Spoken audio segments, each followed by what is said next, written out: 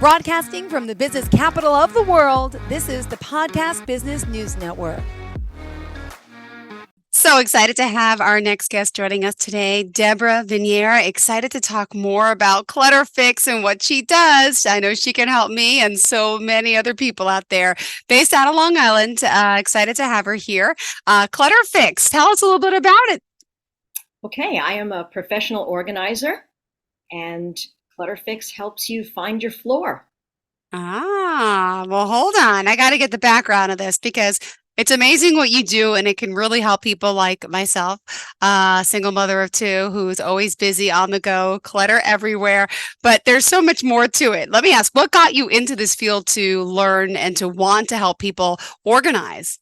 Well, I've always loved working with people. I am a retired dental hygienist, and I used to work a lot in orthodontics. So I used to straighten teeth. Now I straighten houses. I used to go over to friends' houses, just sitting there, and I'd be moving things around and straightening them out.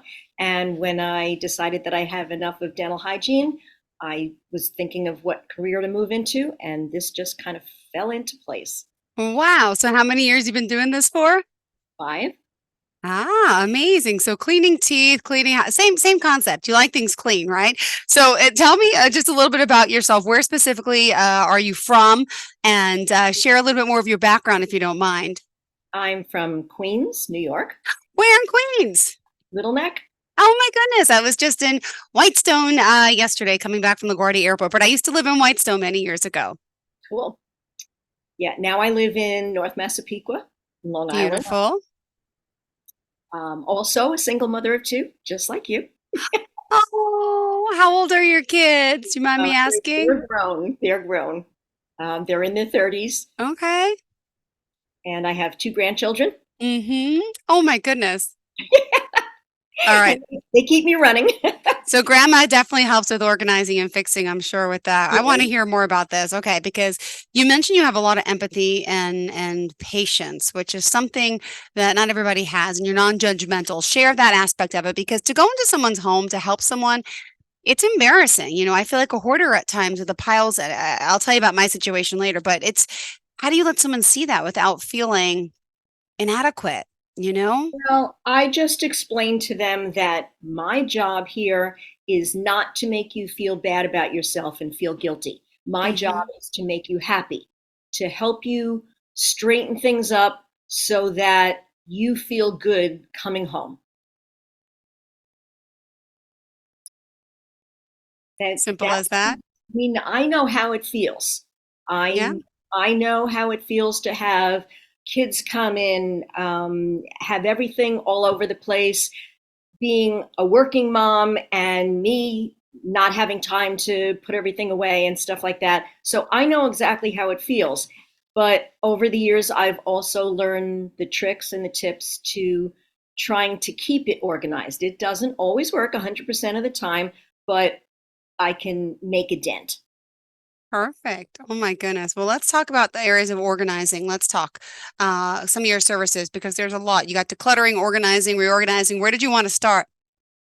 Probably decluttering is the place you start. So you go room by room and you figure out what things are no good anymore or no good to you because you don't like them or you don't use them or they're broken or they're torn, whatever. And that's the easiest place to start. There's no trouble getting rid of those things. So you put them into bags and you take them outside to the curb or you give them away. Then you move on to reorganizing. So Mm-hmm. before you reorganize, you should take stock of what you have. And that means taking one category at a time. Let's say, for example, you're in clothing and you want to take t-shirts. So it doesn't make sense to try to put your t-shirts away one at a time if you have no idea how many you have. So Okay. you take a staging area, you put it on, let's say, the bed, and you put all your t-shirts on the bed. And Okay. when you realize you have 42 white t-shirts, then you go through them and you say, I don't really need all of these. I'm going to pick my favorites. and you keep those and you put the rest in the giveaway pile. And you do the same with the blue ones and go on from there. And each category you go through, whether it's clothes or anything else, you decide how many you really use and you really like. And then we work on reorganizing them to put them away. Interesting. A lot of us do have a little excess. But it's also hard to let go. What do you tell someone that's holding on to something because it has value, intrinsic value, memories. You're attached. Could you share that concept? Because I feel the same way about throwing items away sometimes. There are a lot of reasons why people hang on to things. I try to teach them that the relative that gave it to them or the special significance that it holds, the significance is not in the item. It's Mm-hmm. your mind. You might want to take pictures of them and put it in a photo album to keep it. It's not saying you have to get rid of every single item that's meaningful. You keep some of them. Maybe some of them you keep in a box and you put it away. But the ones that you don't even like anymore or never look at, those you give away to somebody who can appreciate it more than you do and will actually use it or look at it. All right. And what about donating things? Could you share a little bit about that? Best thing to do. Most people don't want to throw something out, but they have no problem donating it, giving it away to somebody who can use it. Even children, if you say to them, we need to downsize some of your toys, they'll look at you and say, I want them all. But if you say to them, there are some children that don't have any toys or don't have enough of them, do you think that we can give some away to those children? And they'll light up, they'll love it. That's what we just did on Thanksgiving. On Thanksgiving Day, we gave 30 bags of clothes. My kids are 6 and 8 to the shelter. And we went there, we gave it to them, felt good. Fabulous. We also were giving away toys. And then some of the brand new stuff that we thought, I taught them we could sell some stuff on Marketplace too. Besides giving, I said, look, you could also make money on some of your stuff. That's, extra birthday gifts, so I'm trying to teach them, but that's also a great way. And it's good to get your kids involved with that process, I would assume, right? I think it was a good thing. It is. It's great to teach them when they're young. Yeah, because what happens to us mentally when we have clutter and stress around? What would you say, Deborah? What do you notice? I think that clutter causes stress. Yes. Sometimes it works the other way. It's kind of a vicious cycle. Sometimes, if you're going through some extreme stress, you do stress buying and you think that that's going to make you feel better. It usually doesn't. And then you do a little more stress buying because maybe I just didn't do enough of it and that's why I don't feel better. But after Mm-hmm. a certain point, it clogs up your house, and the stress comes when you walk into your house and you see all this clutter. So, decluttering actually relieves stress. Interesting. All right. Well, let's also go through the phases because you're decluttering, you're organizing. Break it down. You're working in people's homes, pantries, kitchens. S- Focus on an area for us. Seems to be your favorite, or what seems to be the biggest area that people need help in? Would you say? It depends on the family and on the people. Kitchens tend to be where people congregate, so they tend to be a different kind of mess. It's Okay. more of a food and dishes and just small items mess. I find that kind of easy because a kitchen is cut and dry. As far as food is concerned, we either like that food or we don't. It's either expired or it isn't. It's pretty cut and dry. So that I go through quickly. Other rooms, such as living rooms, you tend to collect the pretty things, the things that Mm-hmm. you view. Those that gets to be a little trickier, and I really have no problem taking a home that has what some people consider too much stuff, but not hoarding, just a little too much. And I call that collecting as opposed to hoarding. I have no problem taking a home like that and just finding other places for the things. You don't have to be a minimalist. So if you're really attached to most of your items, we'll just get rid of the ones that you're not attached to, and the others we'll find places for and reorganize it. Got it. And what other areas of a home do you work with? Do you do attics, garages, basements? Yep, do all of it. In some ways, attics and basements are easier because you're not looking at them all the time, so they don't have to be beautiful. Except for a finished basement, maybe an area, and that has to be beautiful. But by and large, unfinished basements or areas that are more storage rooms and attics, they tend to be easier because you can use metal shelving, you can use just things that aren't pretty but are more functional. And you can use plastic totes, you can use all kinds of things that store more but don't necessarily have to look good. Mm. My favorite is kids' playrooms.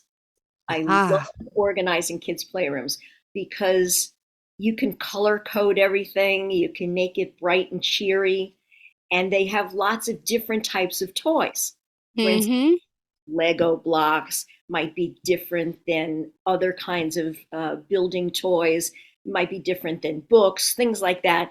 And kids love when you reorganize their toys into color coding because they can find what they want to play with.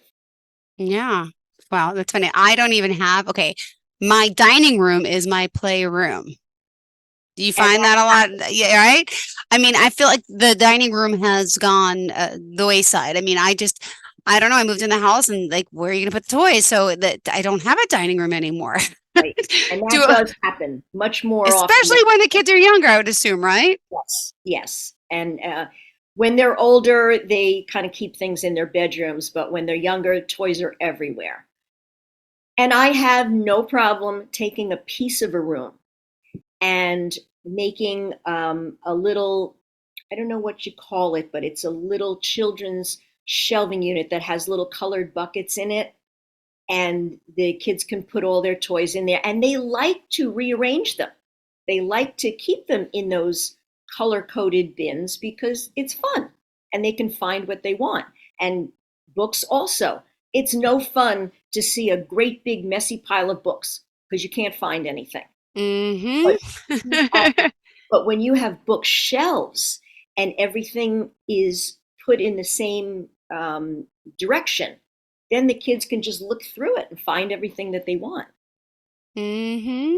There That's are good. multi-purpose rooms, especially for people who are in smaller spaces, apartments, small homes. And what you do is just divide it and you decide this area is an area for a bookshelf, maybe an area for a desk next to it, and then the other half of the room is for something else. Interesting. All right, got it. Multi-purpose rooms. I'm loving it. Deborah, at this time, remind everyone how we can reach out to you again. Share your website, best form of contact, please. My website is clutterfix.net, and my email is info@clutterfix.net. The phone number is 516-729-8315. Perfect. And how can do you on social media at all, just in case? Any other social media I pages we am can on find you? I am on Facebook, and that's Facebook/Clutterfix Organizing. And Perfect. I do have some pictures on Instagram, and I am on Pinterest, but I don't think I posted any pictures there. But if I didn't, I'm going to check this afternoon, and I will post them there. Got it. All right, looking at your notes, I know you want to discuss more though about what about people with ADHD, OCD, anxiety, stress? That's something you help people with too. I do, and I understand it completely. It is difficult physically and mentally when you have any of those neurodivergent conditions. And many, many people do. Nobody who has any of those issues should feel alone because I personally think there are more people that deal with those things than don't. Yeah. Um, and physically, it can make it hard for you to organize, but also Mentally, it's difficult to focus sometimes, or in certain ways, you can be hyper focusing on one thing and everything else goes by the wayside. Um, Even, for example, with OCD, you might have all or nothing thinking. So you might say, if I can't do this perfectly, there's no point in me doing it. But that's not true. It just adds more stress if you don't even start. And I had a friend many years ago. She was in my children's school. She was Mm-hmm. a social worker in the school. And her line was just start. And I always carry that in the back of my head because it's so important with organizing. Just take a little corner of a room and just start. It just makes everything else go little by little rather than just standing at the doorway of the room looking around saying, I don't know where to start. I think I'll just go have a cup of coffee. You just need to start somewhere. Deborah, look, I'll be honest, and I've told people this in the past. I have four-bedroom house, one room, you can't even walk in.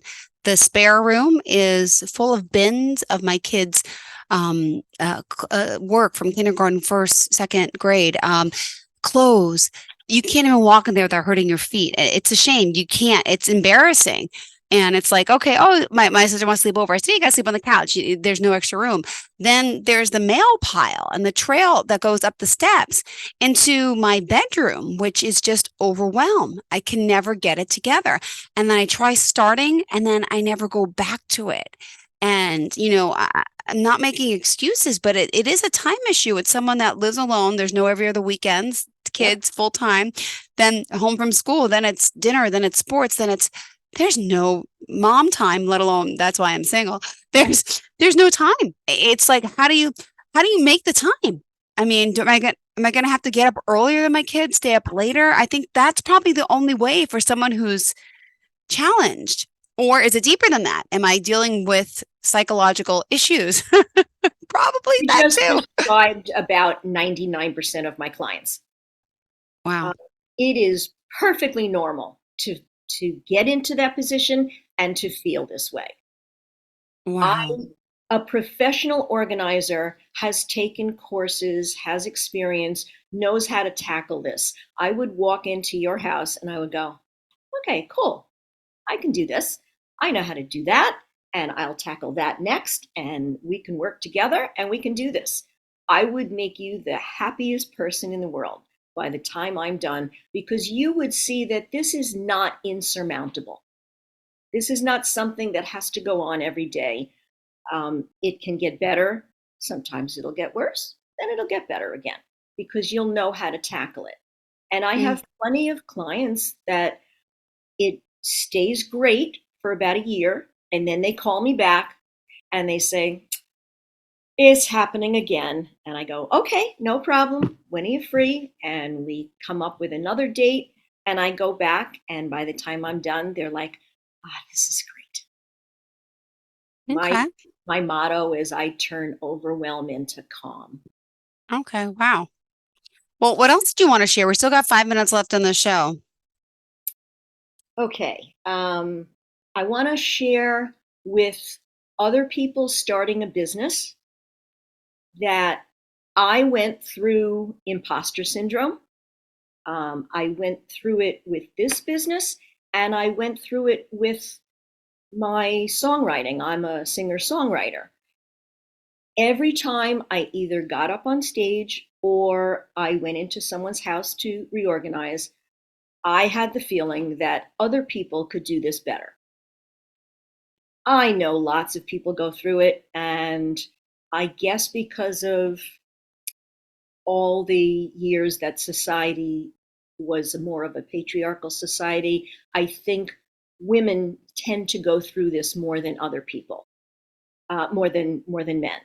And you just have to tell yourself, don't let anyone tell you that you can't do something because you can. You may do it differently than someone else.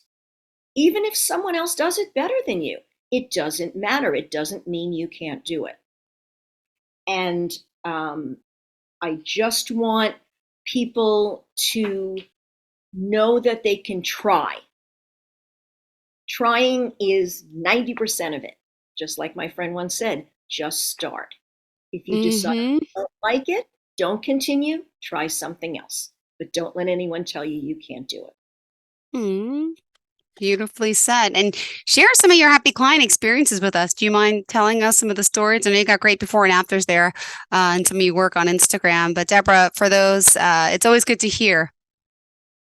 I have one client who was one of 5 children, and she was living in her father's home, and she was neurodivergent also, and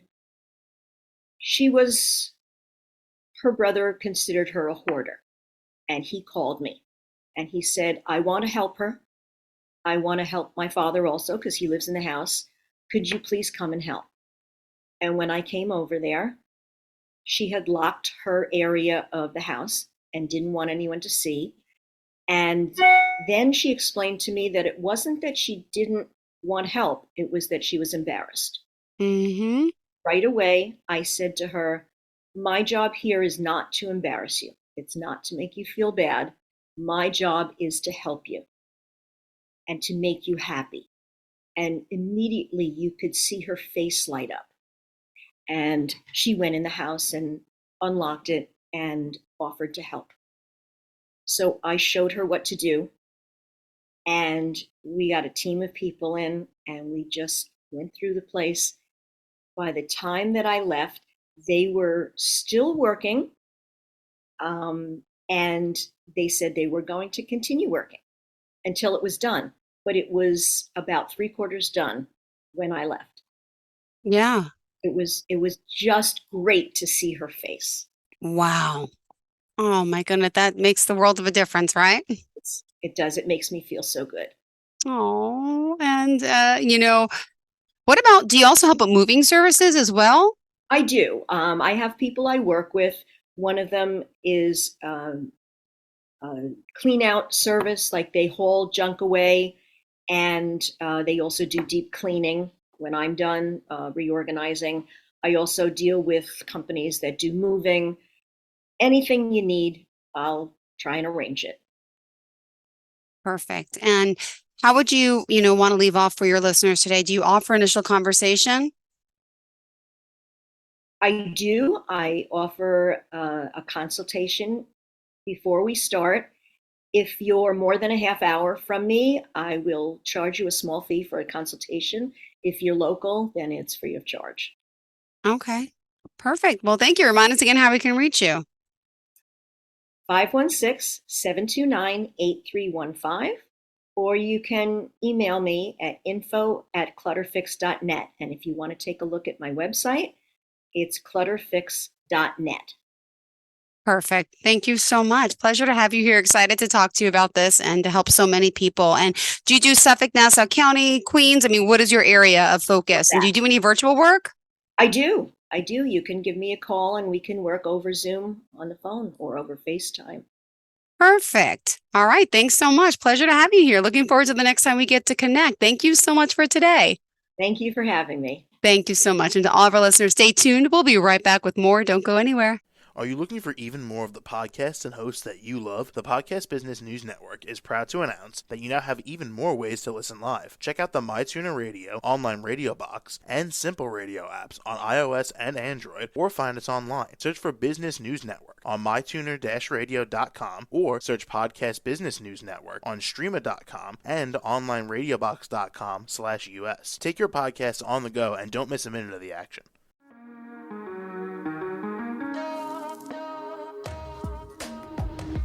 Broadcasting from the business capital of the world, this is the Podcast Business News Network. For nearly 2,000 severely injured veterans, everyday life has become filled with barriers. Day-to-day simple tasks can become pretty daunting. I have to carry my chair up 2 flights of steps or have somebody do it for me. What scares me the most is just the falling. When I'm struggling with my house, I think, to have that one great barrier just knocked down, it's crucial. Home for Our Troops is a wonderful nonprofit that builds a mortgage-free, fully adaptive, handicap-accessible house. And there's no catch. It'll be our very first home that we've ever owned. This is a game changer. This is where your life begins again. We need you to join us in completing this important mission. Please visit hfotusa.org and help build homes and rebuild lives. Because of you, everything's going to be okay.